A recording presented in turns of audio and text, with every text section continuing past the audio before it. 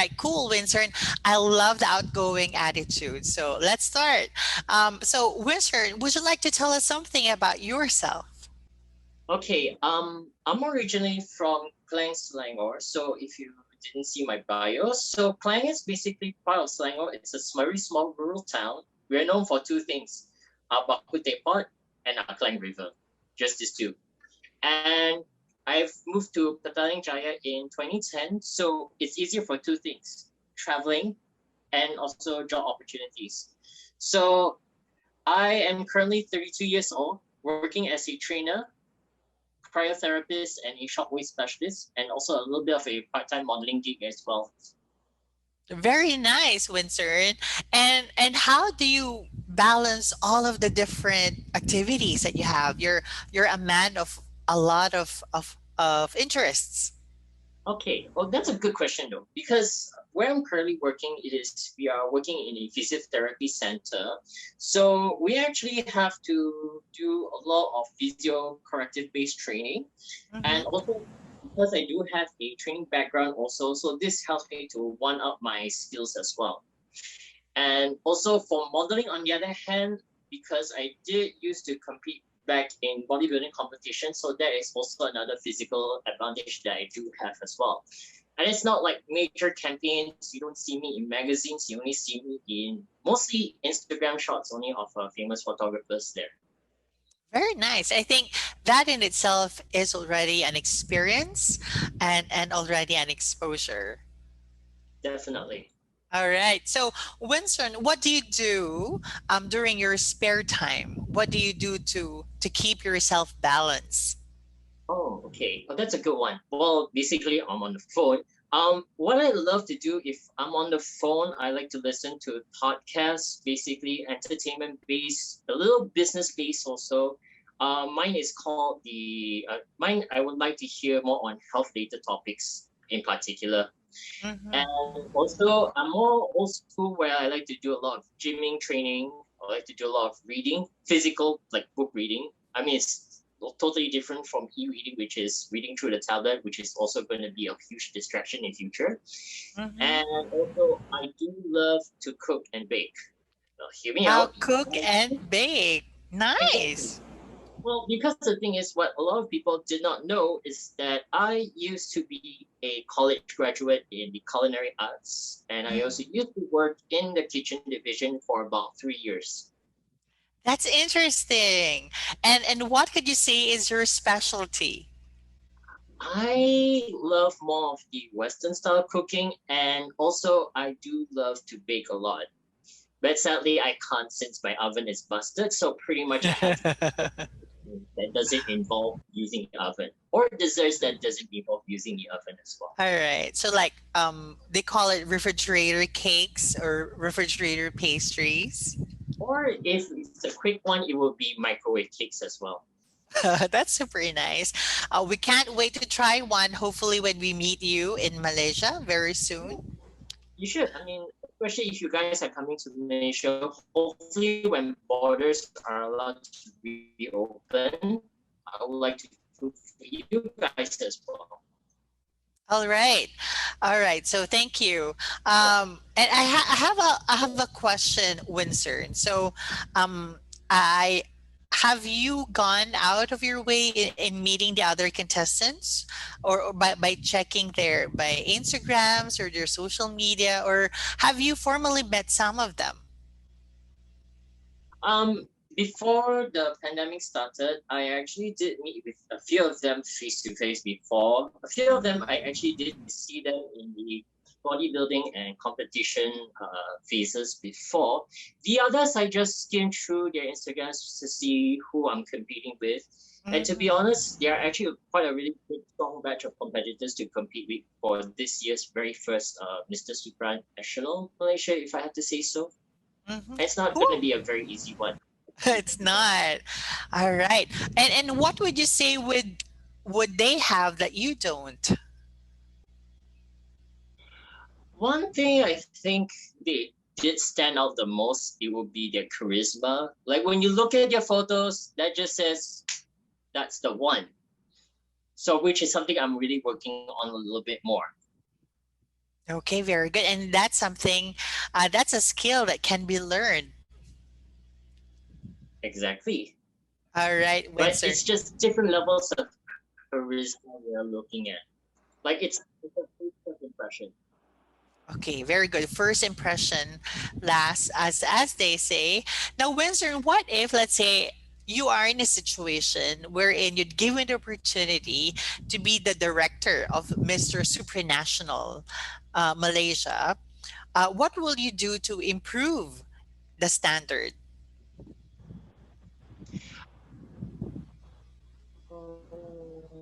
If I was given the opportunity, I would definitely say more diversity, particularly because for me, like I want to have every single Malaysian race to be included. I mean, we really have Malays and Chinese, but what about other races like Indians, Bidayo, Kadazans? I mean, our country is already well known for multiracial profiles, so it's for me when we see this for the very first time, I kind of feel like those people were not included. So I want more opportunities for other representation of races as well. That's where I actually look at it. I love that answer, because that will open inclusivity and equitable chance for Yeah. other, yeah, for other origins, or how do you call them, cultural origins to join the pageant. All right, so among all of these dashing men joining the pageant for Mr. Supranational Malaysia, Winston, what makes you think that you deserve to be the winner? Ooh, that's a $1 million question you're talking about here. Mhm. I want to say like what makes me stand out from the others and why should I deserve to win is because I actually want to represent the short people in Malaysia because I saw like for myself as an individual, I feel like I'm the shortest amongst them all. But to me, that really did not deter me from competing in the first place. And Mhm. also, I do want to represent the people out there who have actually been picked on before. So I want to really be sort of like a beacon of light to show them that you're not the only one. You have another step for you to take in order to improve and also to really start inspiring the younger generation to be their better versions of themselves. Wow, very good. To be a better version of themselves. Very good. Now, if I may add, so your fans and friends here um, all want you to win, but how would you feel if you don't win this title? To me, I felt like if I didn't win, I kind of take it as an acceptance, if I had to be very honest, because I already know what it's like to lose before. So I take this more of an opportunity to really learn what to expect and what not to expect, and also take this as a stepping stone for me to progress better. I All right. mean, competitions like this doesn't mean that it's just about winning titles. It's about knowing exactly what you can excel and what needs more improvement. That's why I look at any of these pageants that I participated previously and also currently as well. Very good, Winston. It is the journey, not the destination, right? That Not matters. All right, I love that. Now, Windsor, there are some set of people that feel pageantry doesn't have a great impact in society. How can you convince them? it depends on what part of the pageant did you actually see that creates this sort of promotion. Was it how pageant competitors act after the competition, or was it during, or was it before? But to me, if let's say if I were to educate them, I would just say, why not you try participating once, try to step in our shoes, and then every pageant competitor that comes in to compete, we're still human also. Because the thing is, at the end of the day, like I said, it's a journey. We all want to find out who we are, and we also want to find out how do you want to reach to the people despite whatever ongoing news that actually creates more of like a rift, people still need to understand it's not easy. Whether if it's a job interview, whether if it's going through a painful process, everybody has done it before. So we are relatable to the people who are watching this right now. Very good, right? And I think that's very important that you are also people, relatable people, right? That wants to create an impact to the world. All right. Mhm. Now let's move on to a different topic, Winston. So let's say you are sitting in front of a mirror, or you could stand in front of a mirror. Can you tell us what do you see? I basically, which I do all the time, I see someone who really loves himself a lot more. It's just that he doesn't say it right in front of the mirror most of the times. And then at the same time, it's just me evolving into a better shapely person or someone with better characteristics. Every day is always a change here and there. Whether if it's a minimal change or no change, there is always something there to believe in.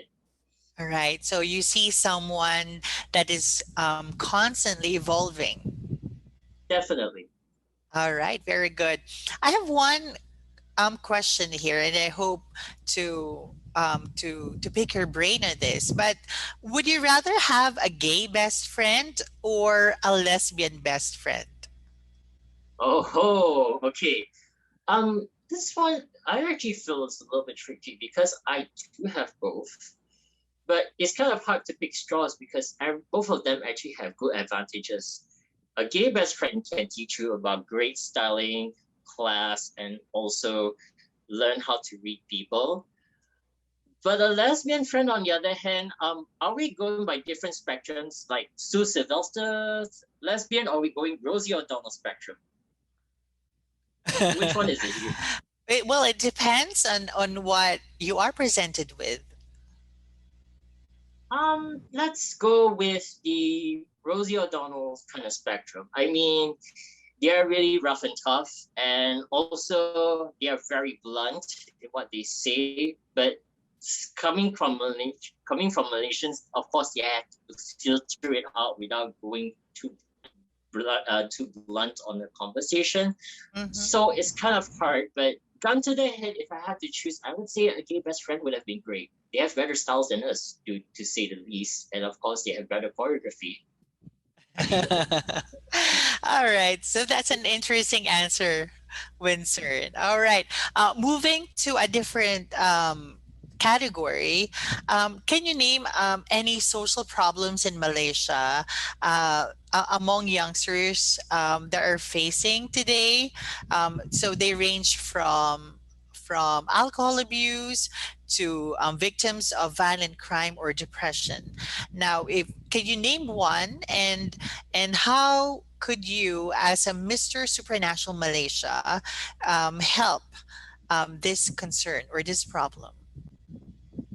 Ooh, this one's gonna be very tough. I mean, there's actually a couple that I would like to focus on, but I think one of the main issues would actually be more on racism, particularly because the thing is, it's been an ongoing struggle even after 1957 when our country first achieved independence. It's still an ongoing war, Mhm. especially if you read the news in context. For example, how people want to have landlords to rent out houses to specific individuals, or jobs posts that require you to be this particular race. So one of the things that we can do is, learn how to be in that person's shoes first. Mhm. And of course, I think there are also ongoing Instagram posts, social media talks about exactly how to identify racism and also what not to say to another person, because sometimes also you have to realize at the end of the day, when you talk to that person, when you convey the message, would the person feel okay or would the person feel hurt? You just have to be very careful not to overstep these boundaries also. And also at the same time, you have to realize as a Malaysian, for me as a Malaysian also, I had to be very careful with things that I say or post without having to trigger somebody else's feelings, which is very difficult, especially in this era. All right. I appreciate that response, Winston. So it's being able to think first before responding. Yes, very good. All right, very wise decision. Now, Winston, if you could relive one moment in your life, which one would you pick? Relive a moment in life. I would say during that time when my grandma was still alive. I mean, that was actually the moment where I actually was at my happiest, particularly because my grandma is the kind of person who is very loving, very supportive. I wouldn't mind spending at least one more day with her before her passing because we all had a very special, close bond with her. So spending a day without her actually just felt very empty. It's like, being a very close relative of yours actually does help you to build up your life in future. All right. Thank you. I feel that you have a very deep connection with your grandmother. All right. So I have a question for that. No.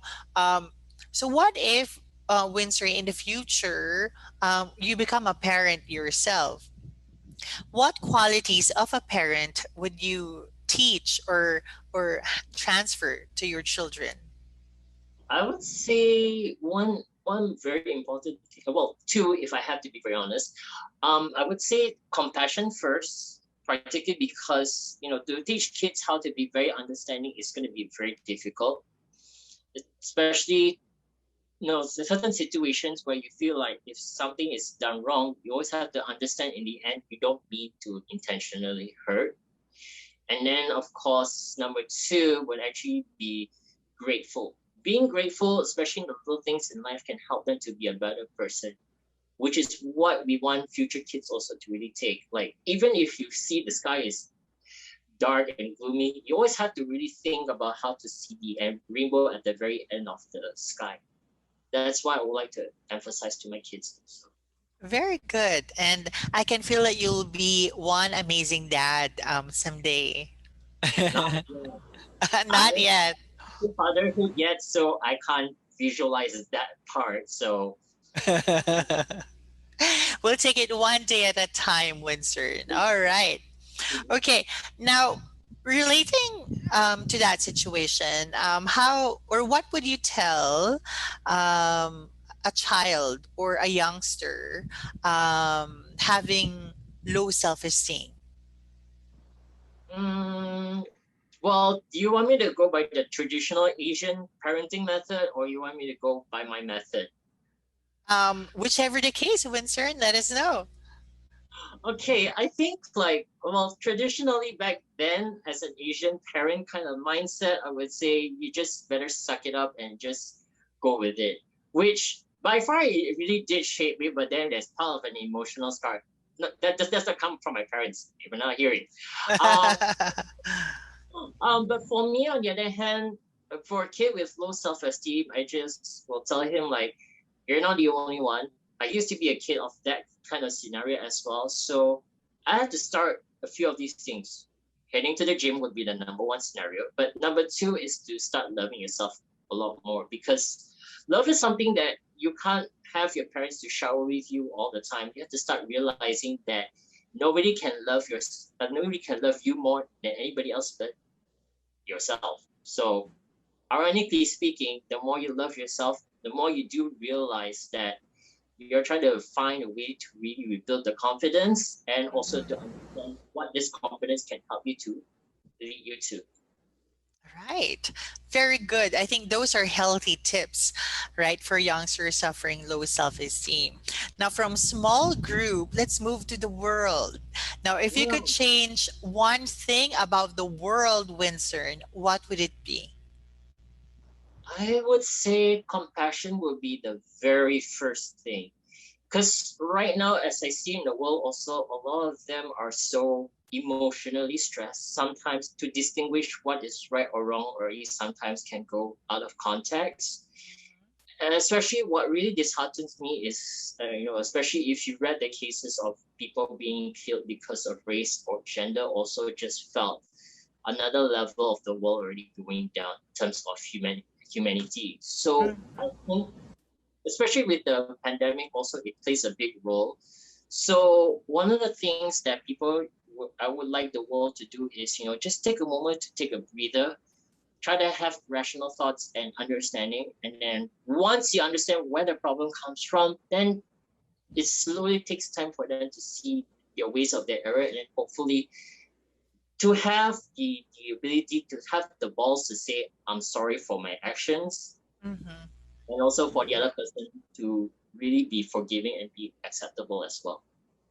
All right, thank you. So, compassion really is one strong virtue that a lot of people would have to practice nowadays. So, leading to that question, so you mentioned about the Asian hate that is currently happening in the US, and we've seen quite a number of Asian elderly being attacked and having experienced violence. What's your stand on this, and what's your reaction? Um, I think the Asian elderly lady who actually attacked back wasn't the only one. I think the 6 Asian women that were actually brutally murdered was actually the recent one. I kind of felt like this whole thing that started out from a Twitter account of, well, we all know who. We all can't mention names here, otherwise Mhm. that particular Twitter account actually started to create this whole racial profile, this whole racial war was actually the reason why a lot of people are triggered by it.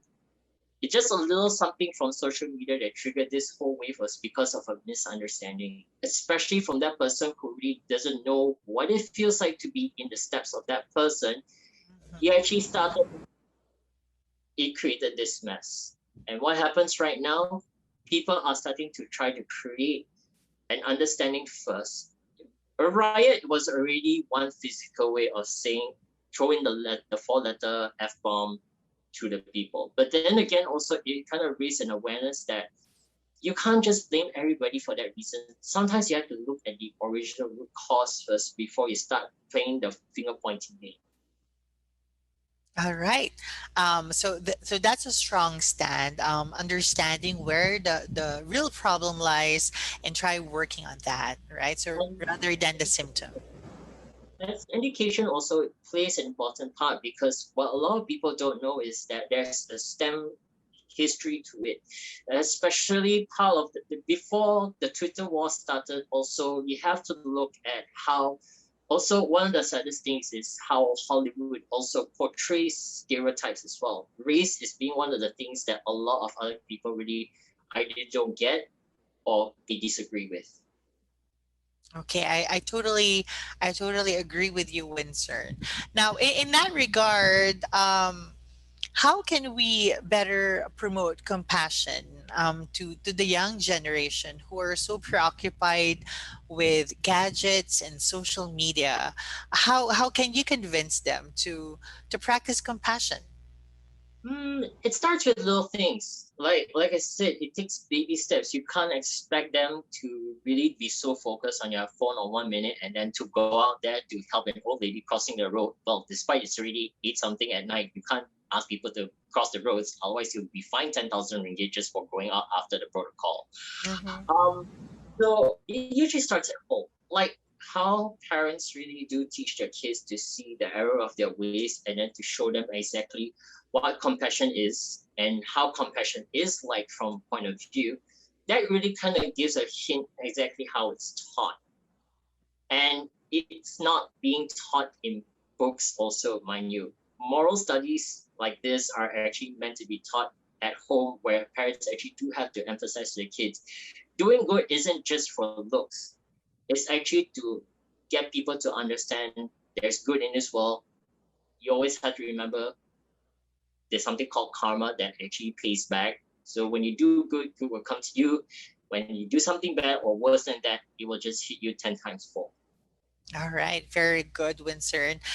Talking about race, what is one Malaysian quality that you will bring with you when you compete for Mr. International? Oh yeah, that is a good question though. I haven't thought about this in particular, but if I do, we'll just bring part of my culture and of course our politeness to it as well. Because as far as we are a multiracial country, also we also do really appreciate the things in life. Also, food being particularly one of it, as you can see. But that sort of love and harmony is something that I would like to bring to Mr. Supranational, so that every single country also can really understand that we are not just a facade where we have multiracial ethnicities, but we do love everything from our food to our people also. Very good, right? So I think that would help you inch, in moving to in winning the title, all right, for Mr. International. All right. So I have a question though, Winston, with talking about diversity. Um, who do you think is the best leader to lead the world? Is it the women or is it the men? Ooh, okay. This one's very tricky because for me, I would say both genders do equally well. It's just that it depends on the task. So I have to say both because you can't one up another, especially if they're good in their own individual tasks. So to say one gender is actually superior than the other just feels incorrect, particularly because everybody has their own strengths and weaknesses. So I feel like both of them are able to cooperate together to really make the whole ruling and leadership really successful. All right, I totally agree that both have strong, right, and also some areas of opportunity in running, but I feel like equal opportunity to lead when it is given, yeah, would be nice. All right, so let's say you meet a magical genie, a magical being, and you would be asked for one wish that you will be granted for, what would you Oh, wish for? um, let's see. I would wish. Okay, this is quite tricky because I know this question will pop out, but it will be two kinds. One would be more on the realistic, and one would be the non-realistic. One, of course, definitely for the pandemic to be fully over, so it'll be easier for me to travel and such. But the unrealistic part would be is for everyone to have love and affection because it's something that right now, especially with this pandemic, it really shows people's true emotions and true colors, especially on the emotional mental health. So hopefully, when people actually do have that, they would actually be more understanding and they will actually be able to learn how to forgive and forget as well. That's what I do feel like the world really needs right now. Very good. And talking about relationship, Winston, is online dating a good thing or a bad thing? Oh, okay. Well, online dating for me, I would say it's quite a risk, particularly because right now it's a good idea to do it since it's the pandemic. So of course there's going to be a lot of social distancing.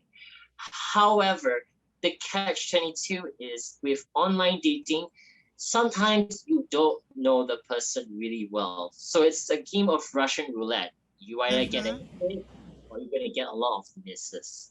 So it's kind of a risk to really see whether it has more good advantages than bad advantages. So it actually depends on the individual. So I can't answer that one on behalf of the people who have dated online before. All right. So yeah, I think there's that experience that needs to be taken and understanding why people prefer online dating rather than meeting them in person. All right. Um, we're down to our last two questions, Winston. But my next question is, if let's say you win Mr. Supranational Malaysia, and you're given top five things that you could do on your own with your title, what will be those five priorities are? Oh, okay. Well, five things, right? I would say the very first one I want to do is actually to promote diversity. And then also at the same time, I want people to slowly recognize that, beauty pageant isn't just about looks, but what we want to promote is to build self-esteem and confidence. And also, number three, want to give a platform to other people to really just try it out. Maybe also, you know, to extend the age gap, maybe to people below their 40s also to give it a shot as well. Because for me, like as I said in the previous question, pageant isn't just about looks, but it also opens people the opportunity to really find out their identity. And also, I want to give talks about exactly what it feels like to be in a kid's position with low self-esteem, and also how to build it up. And also, hopefully, to inspire future generations also to really find who they are and how they can actually be more loving of themselves. That's what I look at when I join this particular pageant also. I want future me's to really start spreading the word and spreading the love so that people can find how they can build themselves up, how they can really find who they are internally, and it's gonna be a long journey for them to really see the whole results. All right. So those are top five priorities, and we hope that you'd be able to accomplish them when you win Mr. Supranational Malaysia. One last question before we conclude our interview today, Winston. Do you think the world is doing enough to slow down climate change? Um, from my perspective, I would say not really, because sometimes whenever we are actually taking a step forward, sometimes we also notice that we might take a few steps back to be more precise. Like just now, I was bringing back food. Instead of bringing containers to bring back food, I brought more plastic containers already. So there's steps that we can actually change in order to minimize the impact, but then also it takes more of daily practices that can actually help to make it better. And also, you have to really understand where the whole source comes from, because in order to make a change in climate weather issues, you have to know where it comes from first. And then sometimes not all solutions are long-term effective. Sometimes you always will see there's a setback, but once you do, you always have to find ways to rebound back so that it doesn't become a huge problem in the near future also. All right. That's an interesting question. I can feel your love for the environment. Thank you, Windsor, and thank you so much for spending your 30 minutes with us and allowing us to get to know you on a deeper level, Windsor. And together with the greatest beauty queens of the world, we wish you all the best in your quest to get the title. So good Uh, luck, Windsor, and have a great thank you. evening. Thank you very much for today's interview. Yeah. Thank you. Thank you so much. Good luck. Thank you very much. Hopefully we get to see each other face to face as well. Yes, we'll pray for that very soon.